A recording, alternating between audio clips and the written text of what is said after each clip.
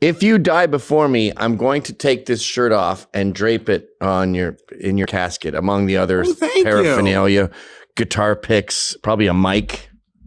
Yeah, Mike. Yeah. That'd be oof. Yeah, that'd be great. That a little optimism right at the end when it doesn't really matter. You know what I want at my funeral? Coke. A lot of cocaine. Up this Coca-Cola. Dead nose. Because I heard the Cray brothers, the legendary gay twins who dominated the crime scene in the 50s and 60s in East London, at one of their funerals, let's say Robert Cray, they picked him up and they would give him Coke. It was all over his face, obviously. You don't inhale well when you're dead.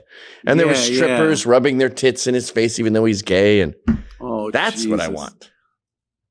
Wow. They could have done something like push his chest down and then put the Coke there and let go and see if it would have gotten in there. Yeah, something like that. I don't know. Don't they just fill you with so many chemicals? Like you have no blood left, right? That's all like a chemical. Yeah. But what are the lungs doing? What do they put in there? Rubber cement? Like how do you stop them from expanding?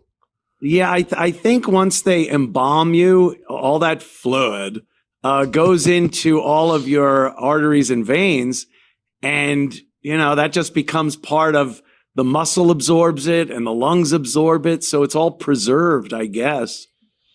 Yucky. Pretty dreary. Yeah, that's why I think maybe being barbecued after you die there, going into that incinerator. Yeah. Or something, but people like the old. I think people would prefer, if it didn't cost as much as it does, a big crypt, and then they put you in there above the ground. You're in the crypt because somehow that feels more like I'm still around. I'm still hanging out, and I'm easier to visit. Like no one.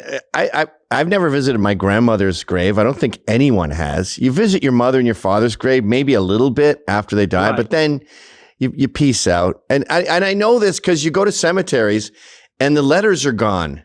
And you're like, oh, this must be from the 1700s. And it's like, nope, 1961. Yeah. And obviously if the letters are gone, no one's going, hey, what the fuck? I can't read this anymore. No one's there. So no one's there. I want a big crypt, a funeral with a casket and everything, and tons of people crying. And then I want to be in the ground for these, say, 8 years of visits that are going to happen, max. And then dig me up, cremate me, save that spot for someone else. Let's move on. Yeah. My mom is interned in an above the ground kind of mausoleum thing. So when you visit her, you don't have to be out in the cold if it's winter and stuff. You're inside.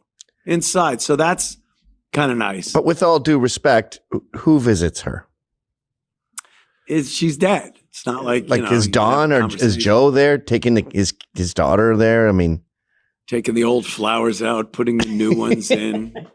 So sorry to laugh. It's so depressing. But it's just it's not something people do. You move on. In New York City, they had a great setup. It's sort of in the West Village now, but they obviously had no land. So they would have these sort of shelves and you'd be there showcased for a while.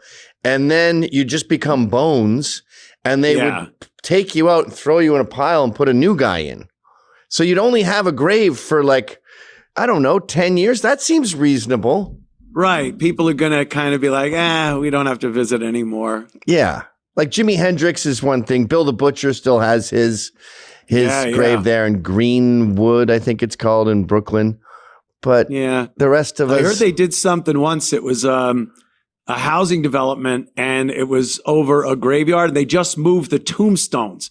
They didn't actually exhume the bodies and relocate them. They just put all the houses there on top of the actual burial ground. So I don't know what happened, but rumor it didn't go well. Well, I'm no expert on the paranormal, but I would imagine those people would be furious. Yeah, that's what I was hearing. Very mad. They'd use things like record players and TVs and stuff to annoy the families. Take your kid away. Yeah. Little kid. Did you know that those dead bodies are real? Oh, are they? Yeah, that when they're in the water, like the guy, he got in a lot of trouble for this, but getting like a really good skeleton was a little bit more expensive than just getting a dead guy. Than just getting dead guys. Yeah, so he saves some money, threw some dead guys in there. So when they're like, ah, and they're like, hey, those screams are genuine. I heard Spielberg really had his hands in Poltergeist, like, because he didn't direct it, he produced it. But if you watch Poltergeist, it's got Spielberg direction written all over it. Yeah, it's got those push-in slow close-ups on the faces and just that Spielbergian look that you see in all of his movies. And because also in Indiana Jones, when there's skeletons, they kind of have the same thing where it's like, it just comes turning out and the jaw is falling off. I think he likes that shit. Yeah. Didn't everyone die that was associated with that movie? There was a curse. Poltergeist curse. Yeah. Mysterious case of death. And then the older daughter, she was shot by a stalker. Yep. Walked up to the door. She opened the door. He just fucking shot her. That's the sister of the guy in American Werewolf in London. Okay. You know, not the Dr. Pepper guy, his friend in American Werewolf in London. He's a Dunn also. And Dominic Dunn was a writer for, was it Vanity Fair, New Yorker, big magazine, big writer in the day. And some tragedy there, man. Stalker. It used to happen a lot to celebrities. Yeah, relatively speaking. Maybe they get their fill now with social media. They go see her. They see like 70 pages on Instagram and they're like, fuck, I don't love her anymore. Yeah, maybe. You know what? They were so unattainable back then. And it must have been so incredibly frustrating. You'd have to write letters to the studio, care of or ABC television. And you knew your letters weren't getting there. Now you go online and you're like, oh, I love you. You're so pretty. And maybe they go like, oh, thank you. And that's, I guess, maybe satisfying enough. But back then you had to shoot a motherfucker.